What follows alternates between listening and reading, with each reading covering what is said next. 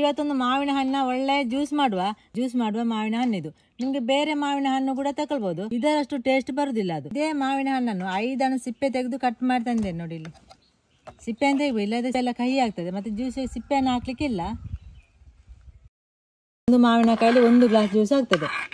ನಿಮಗೆ ಒಂದಿದ್ರೆ ಕೂಡ ಜ್ಯೂಸ್ ಮಾಡ್ಲಿಕ್ಕೆ ಆಗ್ತದೆ, 1 ಗ್ಲಾಸ್ ಆಗ್ತದೆ ಅಷ್ಟೇ. 4 ದೊಡ್ಡ ಚಮಚ ಆಗುವಷ್ಟು ಸಕ್ಕರೆ ಉಂಟು. ಇದರ ಬದಲು ನಿಮಗೆ ಬೆಲ್ಲ ಕೂಡ ಹಾಕ್ಬಹುದು.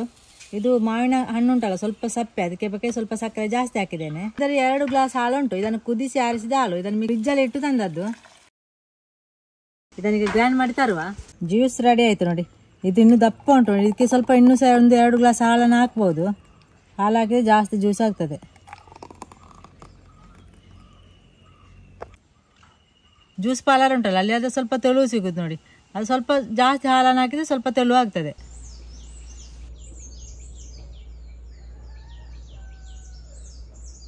ಈ ಬೇಸಿಗೆಯಲ್ಲಿ ಮಾವಿನ ಹಣ್ಣು ಇದ್ರೆ ನೀವು ಸಹ ಇದೇ ರೀತಿ ಒಮ್ಮೆ ಜ್ಯೂಸ್ ಮಾಡಿ ನೋಡಿ.